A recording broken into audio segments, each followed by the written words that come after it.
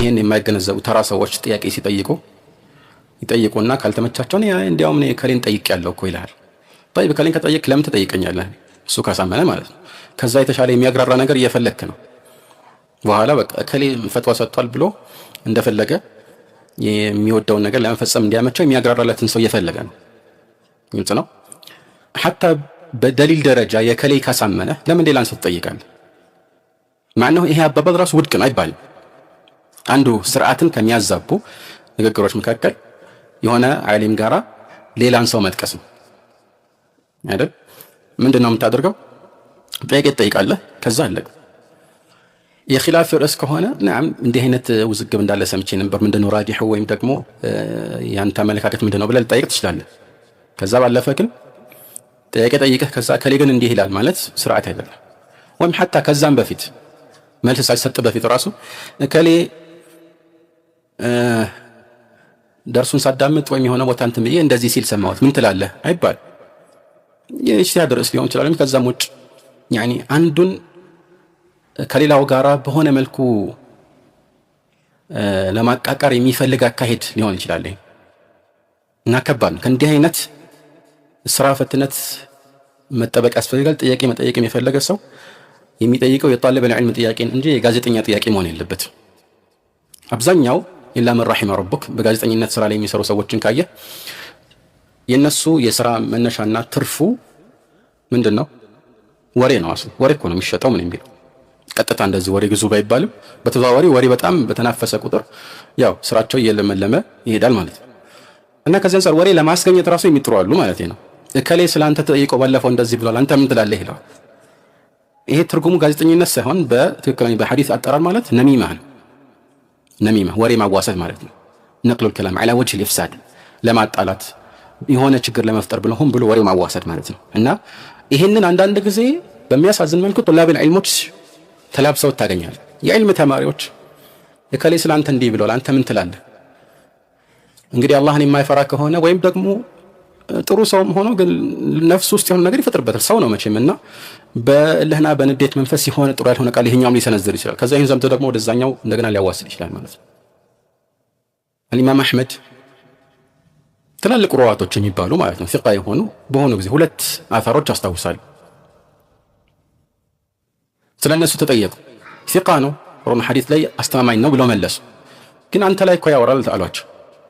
ስላንተ መጥፎ ያወራል አላቸው። ምን አሉ ኢማም አህመድ? እንዴት ነው አሁንማ ፊቃ አይደለም አላሉ። رجل بولي بي فما اصنع እንግዲህ አላህ ያው እኔን በስለኔ በማውራት ፈትኖት ምን ላድርጋለሁ? هو ثقه ስለኔ ያወራው አለ ፊቃ ነው ፊቃ ነው አለ። አንዳንድ ዑለማዎች ወሬ የሚያዋስተው ሲመጣላቸው ምን ይሉ ነበር? ولا يحق المكر السيء الا باهله ይላሉ። መጥፎ ተንኮል ወደ ባለቤቱ እንጂ ወደ ሌላ አይመለስም፣ ከባለቤቱ ጋር እንጂ ከሌላ ሰው ጋር አያያዝ። ስለዚህ ተንኮለኛው ራሱ መጎዳቱ አይቀር። ሰዎች እውነታውን መረዳት በማይችሉበት ደረጃ ላይ ካሉ፣ ሰነድን ማጣራት በማይችሉበት ሁኔታ ላይ ካሉ፣ በጥቅሉ ማስረጃን አውጣተው መረዳት በማይችሉበት የእውቀት ብቃት ላይ ካሉ እነዚህ ሰዎች ይበልጥ የሚያምኑትን ዓሊም ወደ አላህ ይበልጥ ያቀርበኛል ብለው ማለት የአላህን ሕግ እሱ ስለሚያውቅ እሱን በጠይቅ ይሻላል ብለው ቢጠይቁና ማስረጃውን ሳይገነዘቡ ቢከተሉት ይህ ያሰቅሳቸዋል። በዚህ ወቅት እንደገለጽነው ተቅሊድ የሚቻልበት ሁኔታ አለ። አላህ በቁርአኑ ላይ ፈስአሉ አህለ ዚክሪ ኢን ኩንቱም ላ ተዕለሙን ይላል። ስለዚህ የእውቀት ባለቤቶችን የማታውቁ ከሆኑ ጠይቁ ሲል ተቅሊድ የሚቻልበት ሁኔታ እንዳለ ያሳየናል ማለት ነው። እና ይህ ወቀሳ ማስረጃ ከደረሰው በኋላ አንድ ሰው የዑለማዎችን ንግግር በጭፍን መከተሉ የሚወገስበት ነው። ሰዎችን ፊል ሐቂቃ በዚህ ረገድ ስናያቸው በሶስት ምድብ ውስጥ ይካተታሉ ብለን መናገር እንችላለን። የተወሰኑት በጭፍን ዑለማዎችን በተለይ በመዝሀብ ደረጃ ዑለማዎችን በመከተል ሙሉ ወገንተኝነት ያላቸው ናቸው። ይሄ የተወገዘ አካሄድ እንደሆነ ይታወቃል። ሌላው ደግሞ የነዚህ ተቃራኒ ሆኖ በሌላው ጽንፍ ላይ የዑለማዎችን ንግግር ጭራሽ ቦታ የማይሰጥና እሱና ታላላቅ ዑለማዎችን በደረጃ የሚያስተካክል ቁርአንና ሐዲስን ያለ ብቃትና ያለ በቂ መንደርደሪያ በቀጥታ መገንዘብ እንደሚችል የሚያስብ ሲሆን ይህም ራሱን የቻለ ሌላ ዋልተረገጠ አካሄድ ነው። በመካከል ያለው ትክክለኛው ደግሞ አካሄድ አንድ ሰው ከዚህ በፊት እንዳልነው ባለው ዕውቀት ልክ ሊመዘን ይችላል። ስለዚህ በቀጥተኛ ሁኔታ ቁርአንና ሐዲስን መረዳት የማይችል እስከሆነ ድረስ የዑለማዎችን ንግግር ዋቢ አድርጎ መጥቀስ ይቻላል። ይህም ብቻ ሳይሆን የእሱ ግዴታ ዓሊሞች የነገሩትን መከተል ነው።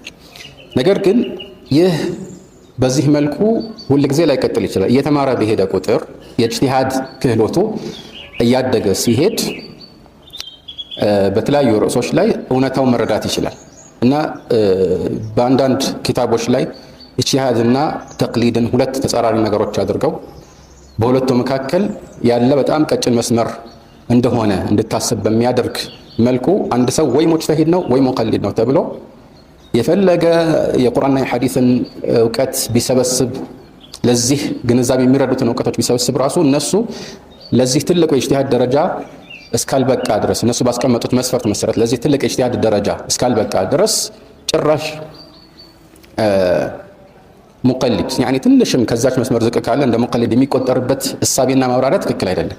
የተጋነነ ማብራሪያ ነው ማለት ነው። ለምን ይህ ክህሎት የኢጅቲሃድ ክህሎት እያደገ የሚሄድ ነው እና ይህንን ከተገነዘብን አንድ ሰው በእርግጠኝነት አንድን ዓሊም በተቅሊድ መከተል ይፈቀድለታል የምንልበት ሁኔታ ላይ ያ የተፈቀደበት መስፈርት ይህ ሰው እውነታውን በቀጥታ መረዳት ስለማይችል ይህንን እውነታ በከላይ አማካኝነት አመዛኝ የሆነ ግምት እንዲያድርበት እርግጠኛ ባይሆን እንኳን የአላህ ሁክም ወይም ፍርድ ይህ እንደሆነ አመዛኝ በሆነ መልኩ እንዲገነዘብ የሚያደርግ እንዲሆን ነው። ግን ከዚህ የበለጠ ግን አመዛኝ የሚሆነው ትልቅ ዓሊም ባይሆን እንኳን ለተማረ እውቀትን በተወሰነ መልኩ ለቀሰመ የዕልም ተማሪ ከዑለማዎች ኢጅቲሃድ ሳይወጣ አዲስ ቢድዓ የሆነ አቋምን ሳያንጸባርቅ ግን በተለያዩ ዑለማዎች ከተገለጹ አቋሞች መካከል ከማስረጃ አንፃር ይሄኛው አመዛኝ ነው ብሎ መከተሉ ከቀደሙ እርግጠኝነት እንዲያውም አይደለም አመዛኝ ግምት የበለጠ የተሻለ ظن غالب ወይም የቂን እርግጠኝነት ደረጃ ላይ ያደርሰዋል። የተፈለገው ይሄ ነው። ስለዚህ ከዚህ አንፃር ይህ አደቡን በጠበቀ መልኩ የሚፈጸም እስከሆነ ድረስ بالحقيقة የሚወገዝ አይሆንም ማለት ነው እና ለዚህ ነው ሁሉም ታላላቅ የእስላም ሊቃውንት የመዝሀብ መሪ የነበሩ ኢማሞች ራሳቸው አንድ ሰው እነሱን በጭፍን እንዳይከተል በተለያዩ ገለጻዎች ሲያስጠነቅቁ ነበር የቆዩት ማለት ነው። قال أبو حنيفة الإمام لا ينبغي لمن له إسلام أخذ بأقوالي حتى تعرض على الكتاب والحديث المرتضى ومالك إمام دار الهجرة قال وقد أشار نحو الحجرة كل كلام منه ذو قبول ومنه مردود سوى الرسول والشافعي قال إن رأيتم قولي مخالفا لما رويتم من الحديث فاضربوا الجدار بقولي المخالف الأخبار وأحمد قال لهم لا تكتبوا ما قلته بل أصل ذلك اطلبوا دينك لا تقلد الرجال حتى ترأوا لهم مقالا አራቱም ኢማሞች በዚህ ረገድ ሰዎች በጭፍን እነሱ እንዳይከተሉ አስጠንቅቀው ነበር ማለት ነው። ስለዚህ እዚህ ላይ ልንከተለው የሚገባው መካከለኛውንና ሚዛናዊን መንገድ ነው። የዑለማዎችን ንግግር ቦታ ሰጥቶ ቅድሚያ መስጠት። እንዲያውም በትምህርት ደረጃ አንድ ሰው ፊቅህን መማር ከፈለገ የመዝሀብ ኪታቦችን መሰረት ቢያደርግ ይመከራል። ለምን እነዚህ መጽሐፍት ከሺህ ዓመታት በፊት ጀምሮ በተዋቀረ የዕልም ግንዛቤ ላይ የተመሰረቱ ስለሆኑ በዚህም ላይ ደግሞ የተከደሙ ማለትም ብዙ ማብራሪያዎችና ገለጻዎች በተለያዩ ዑለማዎች የተደረጉላቸው ከመሆናቸው አንፃር ለመማር የሚቀሉ ናቸው። ነገር ግን ያ ሲባል በእነዚህ መጽሐፍት ላይ የተጠቀሱትን ሙሉ ለሙሉ መቀበል አለብህ ወይ ደግሞ ወደድክም ጠላህም ከነዚህ አይማዎች መካከል የአንዱን አቋም ሙሉ ለሙሉ ቢዐዛኢሚሂ ወሩኸሲሂ መከተል አለብህ፣ አንድ መርጠህ መያዝ አለብህ የሚለው አካሄድ ከቁርአንም ከሐዲስም ማስረጃ ያለው አካሄድ አይደለም ማለት ነው። ይሄ ሊታወቅ ይገባል።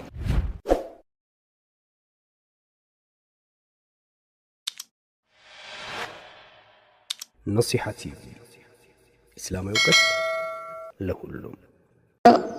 በዚህ ጊዜ የተወለደ ሰው የሚያጋጥመው ነገር እንዲህ ነው ብለው ዝርዝር ነገር ያወራል። በጥቅሉ ስለ ባህሪው ሊያወራ ይችላል። ለምሳሌ በዚህ ሊብራ በሚባለው ኮከብ የተወለደ ሰው ባህሪው እንደዚህ ነው እንዲህ ነው ይለዋል። ከዛ ደግሞ አንዳንዴ ያው የሰዎችን ኪስ ለመበዝበዝ እንደሚታወቀው በጋዜጦችና በመጽሔቶች ጀርባ ላይ አስትሮሎጂ ተብሎ የሳምንቱ ትንበያ ይቀርብልሃል። በዚህ ሳምንት እንደዚህ የፍቅር ህይወትህ ይሄን ይመስላል እና ፍቅረኛህን ለማስደሰት ከፈለክ እንደዚህ አይነት ቀለም ልብስ ልበስ ሊልህ ይችላል። ወይ ደግሞ እንደዚህ አድርግ ወይ ደግሞ ስጦታ ስጥ፣ እንዲህ እያለ የማይሆን እና ምንም ሊታመን የማይገባን ነገር ይናገራል። እና ሊሳካላቸው ይችላል ከተባለው ለምን አይሳካላቸውም? ዓለም ላይ ስንት ሰው አለ? ግልጽ አይደለም? እና ቢያንስ የተወሰነ እውነት ሊሆን የሚችል ነገር ያገኛሉ። ከብዙ ቢሊዮን ሰዎች መካከል በዚህ ወር የተወለደ ሰው ቁጡ ነው ሲባል በትክክል ቁጡ ሊሆን ይችላል። ማን ያቀተዋል እንደዚህ ማለት አይደል?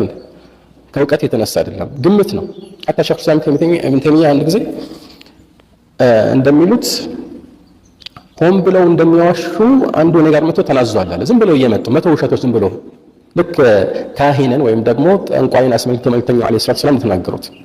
እንዳጋጣሚ የሆነች ነገር መላእክቶች ከተናገሩት ጂኖች ተደራርበው እንግዲህ የሰሙትን አንዱ ወደ ሌላው እያስተላለፈ አላህ ሳያጠፋቸው በፊት እንዳጋጣሚ እንዴት ንግግር ካለፈችላቸው እሷ ላይ መቶ ውሸት ይጨምሩበታል። ከዛ ውሸት ሁሉ ቢደረደር እንኳን ያን እውነት ተናግሯል ነበር እየተባለ በዛች በአንድየዋ ውሸት እውነት አንዴ በገጠመለት እውነት ይተዳደራል። ግልጽ አይደለም። እነዚህ ሰዎች አንዴ እውነት ስለገጠመላቸው እውነተኞች አይባሉም፣ ውሸታሞች ናቸው። هل أنبئكم على من تنزل الشياطين تنزل على كل أفاك أثيم يلقون السمع وأكثرهم كاذبون መገለጫቸው ነው። كل أفاك أثيم በጣም ውሸታም ማለት ነው። ግልጽ አይደለም። ወንጀለኛ የሆነ አረመኔ በጣም ውሸታም ኢፍክ ምንም መሰረት የሌለው እየተፈጠረ የሚወራ ወሬ ነው በብዛት ኢፍክ የሚባለው ገብታችኋል። ከዚህ ይሄም ሊሆን ይችላል አንዳንዴ መሰረት ኖሮት ያንን ያጋነኑ መጨመር ምናምንም ሊሆን ይችላል። ይሄ ግን አፋክ ናቸው።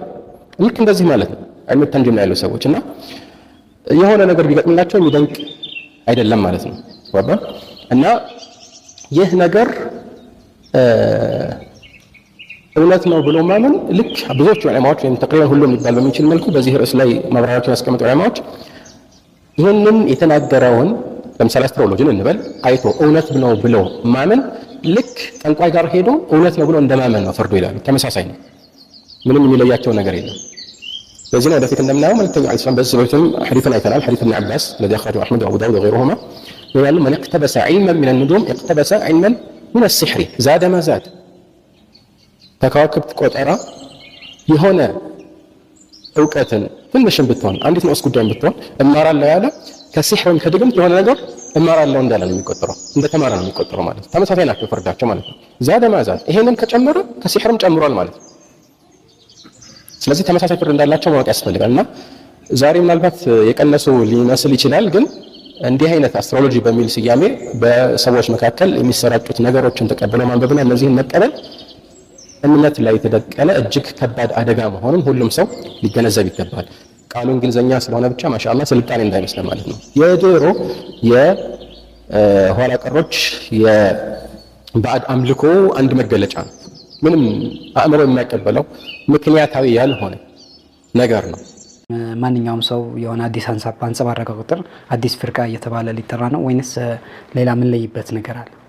አንድ ስብስብ እንደ አንጃ ወይም እንደ ፍርቃ የሚቆጠሩባቸው የተወሰኑ መመዘኛዎች አሉ እና እዚህ ላይ እንግዲህ ከአቂዳ ወይም ከእምነት አንፃር ለየት ያሉ አቋሞችን የሚያንጸባርቁ ቡድኖችን እያነሳን ስለሆነ ዋናው መመዘኛ በሆነ የእምነት ጉዳይ ላይ የራሳቸውን አቋም ይዘው በዚያ ዙሪያ የተሰባሰቡ ቡድኖች ማለት ነው እና ይህ ማለት አንደኛ የቁርአንና የሐዲስ ህግጋትን በጣሰ መልኩ መሰባሰባቸው ነው እንደ ፍርቃ እንዲቆጠሩ የሚያደርገው። ከዚህ ጋር ተያይዞ ደግሞ የሰለፎችን ስምምነትም ይጣሱ መሆን አለባቸው እንጂ ከኢጅቲሃድ ወይም የሸሪዓዊ ምልከታ ጋር ለምሳሌ ኺላፍን በሚያስተናግዱ ጉዳዮች ላይ የሚኖራቸው አቋም ብቻውን እንደ ፍርቃ እንዲቆጠሩ ያደርጋቸው። እንደ ፍቅህ መዝሀብ ማለት ነው። ለምሳሌ አራቱን መዝሀቦች ወይም ሌሎችንም የፍቅህ መዝሀቦችን ብንመለከት እነዚህ የኢጅቲሃድ ርዕስ ላይ ነው በዚህ መልኩ የሆኑ የሚከተሏቸው መርሆች ኖሮ በዚያ መልኩ አንዱ ሌላውን የሚያስተምረውና በዚህም ላይ ደግሞ ሌላው ነጥብ እነሱ ወላ እና በራ ወይም ወዳጅነትና ጠላትነት አይመሰርቱም። ነገር ግን የቢድዓ ሰዎችን ስንመለከት ወዳጅነትና ጠላትነትን ይመሰርታሉ። ማለት ይሄኛውን ያልተቀበለ ወይ ካፊር ባይሉት እንኳን የቢድዓ ሰው እንደሆነ ያምናሉ። ይሄ ሐቅ ነው፣ ከዚህ የወጣ ሁሉ ባጥል ነው ይላሉ። በዚህ ላይ ተመርኩዘው ደግሞ በዚህ ጉዳይ ከኛ ጋር የተስማማ ወዳጃችን ነው፣ ከኛ ጋር ያልተስማማ ደግሞ ጠላታችን ነው የሚል አይነት ንግግር በቀጥታም ይሁን በተዘዋዋሪ ወይም በአንደበታቸው ባይነገር እንኳን በተግባራቸው ላይ ያንጸባርቃሉ ማለት ነው። እና በዚህ ምሳሌ የሚሆኑት ያው ኸዋሪጆች ናቸው። ኸዋሪጆች ቢድዓ ከማምጣታቸው ባሻገር ይህንን ቢድዓቸውን ያልተቀበለን ሰው በክህደት እስከ መፈረጅ ደርሰዋል። ሌሎችም የቢድዓ አንጃዎች በዚህ መልኩ የሚገለጹ ናቸው። ከዚህ አንጻር አንድ ፊርቃ መቼ ነው እንደ ፊርቃ የሚቆጠረው አንድ ራሱን የቻለ የቢድዓ ቡድን ተደርጎ የሚቆጠረው የሚለው ጥያቄን በተመለከተ በቅድሚያ ከ72ቱ የግድ አንዱ ለማለት አይደለም። አንድ ፊርቃ ስንል ከ72ቱ መካከል እንደ አንድ ምድብ የሚቆጠሩ ለማለት ሳይሆን በጥቅሉ ያው የቢድዓ አንጃ መሆኑ ነው። በእነዚህ ከነዚህ 72 አይነት ፊርቆች አንዱ ሊሆን ይችላል። አንዱ ውስጥ የሚገባ ፊርቃ ወይም ደግሞ አንዱ ውስጥ የሚገባ ሊሆን ይችላል። ሌላ ትልቅ እዛ ውስጥ የሚካተትበት መሰረት ሊኖረው ይችላል ማለት ነው። እና ይሄን አስመልክቶ ማብራሪያ ከሰጡ ዑለማዎች መካከል አንዱ አቡ ኢስሐቅ አሻጢቢ ናቸው። ኪታብ አልኢዕቲሳም ላይ አንድ ፊርቃ እንደ ፊርቃ የሚቆጠርበትን መሰረት ሲያወሱ ከአህሉ ሱና አቋም በሆነ ትልቅ መሰረት ኩሊ በሆነ ወይም አጠቃላይ በሆነ መሰረት የሚለዩ ከሆነ ነው ይላል። ስለዚህ አስል ኩሊ ማለት እዚህ ላይ የሚፈለግበት በዚህ ርዕስ ላይ የተለየ አቋም ካንጸባረቁ ከዚህ ጋር ተያይዞ ሌሎች ቢድዓዎች እዚህ ውስጥ እንዲካተቱና በርካታ ቁም ነገሮች ላይ ከሐቁ እንዲወጡ የሚያደርጋቸው ሊሆን ይችላል ማለት ነው። ለምሳሌ የአላህን ስሞችና ባህሪያት አስመልክቶ ይህንን የሚያጸድቁበትን መሰረት የሚያደርጉት ለምሳሌ ደሊል አልአዕራድ ተብሎ የሚታወቅ የሆነ የፍልስፍና ህግ ከሆነና በዚህ ህግ መሰረት ለአላህ ባህሪያትን ካጸደቅን እሱ ጅስም ይሆናል፣ ጅስም ከሆነ ደግሞ ፍጡር እንጂ ፈጣሪ አይሆንም የሚሉት ሀተታ አለና ያንን የሚከተሉ ከሆነ ተዕጢል የሚያደርጉት ወይም ደግሞ ውድቅ የሚያደርጉት አንድን የአላህን ባህሪ ብቻ ሳይሆን ብዙ የአላህ ባህሪያትን ነው። ስለዚህ መሰረታዊ በሆነ ነገር እዚህ ላይ ከአህለ ሱና አቋም ወጥተዋል። ወይም ደግሞ ኸበር አሐድ ቅድም እንዳልነው ንጥል በሆኑ ትክክለኛ ሰነዶችም ቢሆን የተዘገቡ ሐዲሶችን አንቀበልም። በጣም ብዙ በሆኑ ሰነዶች በየትውልዱ መተላለፍ አለባቸው የሚሉ ከሆነ በዚህ ላይ ተመርኩዘው ብዙ መሰረታዊ የዲን መገለጫዎችን ላይቀበሉ ነው ማለት ነው። ሌላው ከዚህ ጋር በተያያዘ አንድን ትልቅ መሰረት በዚህ መልኩ በተለየ መልኩ ከአህለ ሱና የሚነጠሉበት አድርገው ባይዙም ራሱ ሌሎች ቅርንጫፋዊ ሊባሉ የሚችሉ የአቂዳ ጉዳዮች ላይ እንደዚሁ በብዛት ከአህለ ሱና የሚለዩ ከሆነ የነዚህ ቅርንጫፎች መብዛት ልክ እንደ አንድ ትልቅ መሰረት እንዲቆጠር ሊያደርገው ይችላል። እዚህ ላይ ቅርንጫፍ የምንለው የኢጅቲሃድ ርዕሶች ማለታችን አይደለም። ብዙ ሰው ይሳሳታል እንደዚህ ሲባል የኢጅቲሃድ ርዕሶች ወይ የፊቅህ ርዕሶች ለማለት ሳይሆን ግን ማንም ሰው ሊሳሳትበት የሚችል ኢጅቲሃድ ያን ኢጅቲሃድን ባያስተናግድ እንኳን ግን ሊሳሳትበት የሚችል የአቂዳ ርዕስ ሊሆን ይችላል። እንደ ቀድሞ መሰረት ላይ ተመሰረተ ላይሆን ይችላል። ግን እነዚህ ነገሮች ሲበዙ የሚሰጠው ፍርድና አንድ ንጥል ወይ ሁለት ንጥል ስህተቶች ሲሆን የሚሰጠው ፍርድ ይለያያል። ምክንያቱም ሁሌም በሰዎች ወይም በጥቅሉ በአንጃዎች ላይ የምንሰጠው ፍርድ በፍትህ ላይ ተመሰረተ መሆን አለበት። ስለዚህ የሆኑ ከሰለፎች መካከል አንዱ ወይ ደግሞ የተወሰኑት ወይም ከዛ በኋላ የመጣው ታላላቅ ዑለሞች መካከል በሆነ ሲፋ ላይ ተእዊል ቢያደርጉ ያኒ መሰረታቸውን ስንመለከተው የአህለ ሱናን አቋም የሚከተሉ እስከሆነ ድረስ እዚች ቦታ ላይ ስለተሳሳቱ ሙሉ ለሙሉ ከአህለ ሱና አቋም እንደወጡና ወደ ቢድዓ ጎራዎች እንደተቀላቀሉ አይወሰንም። ነገር ግን እንዲህ አይነት ነገሮች ሲበዙ የሆነ መሰረት ላይ እንከን እንዳለ ያሳያል እና ከዚህ አንፃር ይሄንን ሻጥቢ ያውስተዋል። ዋናው ምንድነው ከቁርአንና ከሐዲስ ጋራ እንደሚላተሙ ወይም ደግሞ እንደሚጋጭ ግልጽ የሆኑ አቋሞችን የሚያንጸባርቁ ሆነ በዚህ ላይ መሰባሰባቸውና ወዳጅነትና ጥላትነት መመስረታቸው አንድ መለያ ምክንያት ወይም ምልክት ይሆናል ማለት ነው። የተከለከለው የሽርክ አይነት ድንጋይና እንጨት ማምለክ ብቻ አይደለም። ሰዎችም ይሆኑ መላእክቶችም ይሆኑ አላህ የሚወዳቸው ነብያትም ቢሆኑ እነሱን ከትክክለኛው ደረጃቸው በላይ ከፍ አድርጎ ለአምላክ ብቻ የሚገባውን መገለጫ መስጠት አደጋ ነው። ምክንያቱም ሽርክ ከአላህ ውጭ ሌሎችን ማምለክ ነው። ሌሎች ሲባል ደግሞ ማንኛውንም ፍጡር ያመለክታል። ስለዚህ ይሄንን ነገር ጠንቅቆ ማወቅ ያስፈልጋል። በዚህ ረገድ የተወደዱ ሰዎችም ይሁኑ የተጠሉ ማንም ላይ ድንበር ማለፍ አላህ Subhanahu Wa Ta'ala በሰጣቸው ደረጃ ላይ ሌላን ደረጃ አክሎ ወደ አምላክነት መቀየር ለአላህ የሚገባውን መብት ለነሱ ማከል አደጋ ነው። ከዚህ አንፃር አላህ Subhanahu Wa Ta'ala ይሄንን ነገር እጅግ አድርጎ አጥብቆታል ማለት ነው። መልእክተኛውም አለይሂ ሰላቱ ወሰለም በተለያዩ ሐዲሶቻቸው ላይ ጉሉው ወይም ደግሞ ድንበር ማለፍን ከልክለዋል። ለዚህ ነው ኢያኩም ወልጉሉ فإنما هلك من كان قبلكم بالغلو ይላሉ። ጉሉውን አደራችሁን ተጠንቀቁ፣ ከናንተ በፊት የነበሩት ሰዎች የጠፉት በጉሉው ነው ወይም ደግሞ ድንበር ማለፍ ነው ይላሉ። ስለዚህ ለሁሉም ነገር ለከት አለውና አላህ Subhanahu Wa Ta'ala ካበጀልን ለከት ወደ ግራም ይሁን ወደ ቀኝ ማውጣት የለብንም ማለት ነው። እናም ከዚህ ጋር ተያያዥ በሆነ መልኩ መልእክተኛችን አለይሂ ሰላቱ ወሰለም ሰዎች እንኳን ሌሎች ፍጡሮች ላይ ይቅርና እሳቸው ራሳቸው ላይ ድንበር እንዳያልፉ ከልክለዋል። ይሄን የምልበት ምክንያት ሁሉም ዘንድ መልእክተኛችን ሙሐመድ አለይሂ ሰላቱ ወሰለም ከማንም በላይ ትልቅ ደረጃ እንዳላቸው ይታወቃል። ከፍጡራን ሁሉ ከእሳቸው ጋር ማንም ሊስተካከል አይችልም። እሳቸው ራሳቸው ከመፍሱ ሰሒሐይን ሐዲስ الشفاعة ላይ أنا سيد ولد آدم ብለዋል። የአደም ልጆች ሁሉ አለቃ ከነሱ ሁሉ የተሻልኩ ታላቅ ነኝ ብለዋል። ይሄን ያሉበት ምክንያት እውነታውን ከማስቀመጥ አንፃር ነው።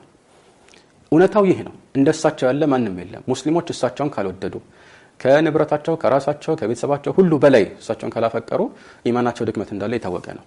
ይህንንም በመልእክተኛው ሐዲስ ላይ እናገኛለን። ግን ለሳቸው ይህን ያህል ከባድ ውዴታ ሊኖረን የሚገባ ከመሆኑ ጋራ ነገር ግን ይህንን ውዴታ እሳቸው ባስተማረት መልኩ ተፈጻሚ ማድረግና ለከትና በጅለት ይገባል።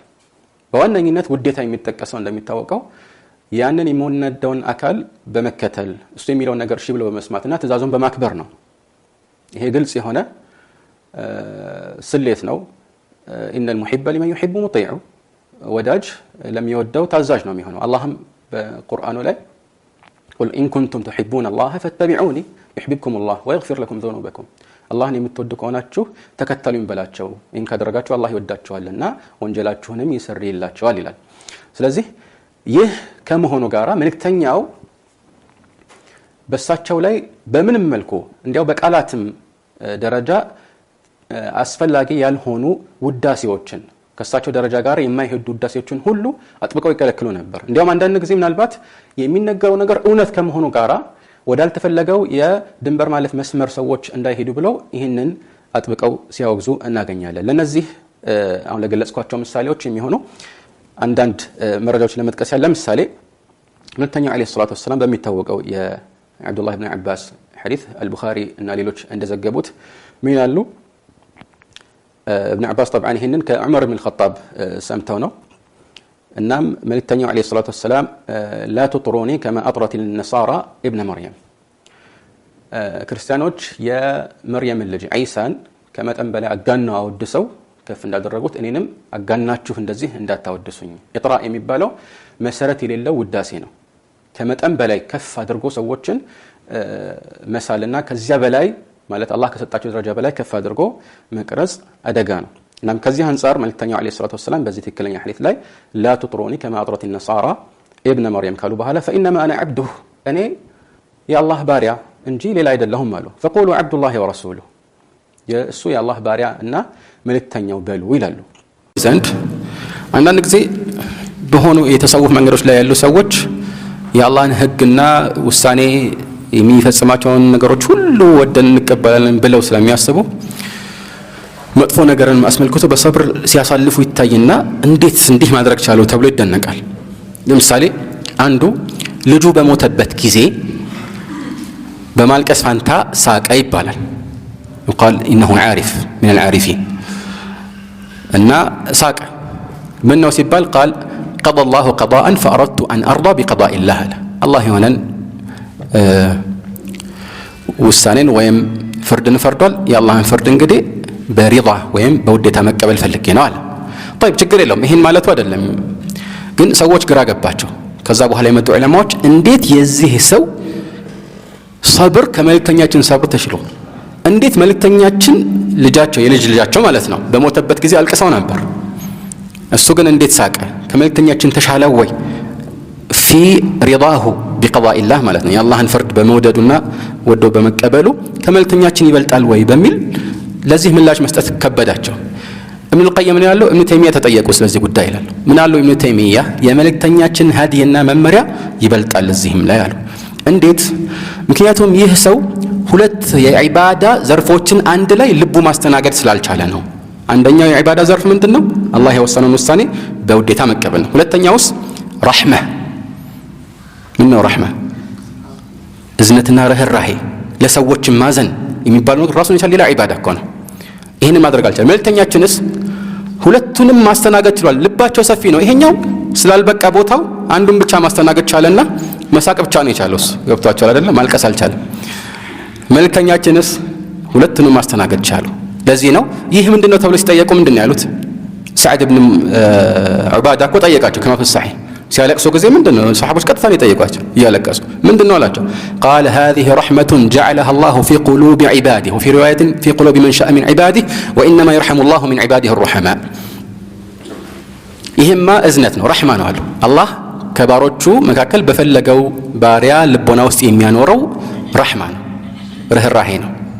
አላህ የወደደውን ነው። ግልጽ ነው አይደለም? ይሄን የሚሰጠው ማለት ነው። ለዚህ ነው አንዱ መልእክተኛው አለይሂ ሰላም ሐሰንና ሁሰይንን ሲስሟቸው አይተው ተቀበሉና ሱቢያነኩም አለ። ልጆቻችሁን ትስማላችሁ እንዴ አለ። ወላሂ እኔ 10 ልጆች አሉኝ አንዳቸውንም ኢነ ሊ10 ሚናት ما قبلت منهم احد አንድም ቀን አንዳቸውንም ስሜ አላቅም አለ። ምን አሉት መልእክተኛው? አው አምሊኩ ለከ አን ነዚዐ አላሁ ረሕመተ ሚን ቀልቢክ አሉት።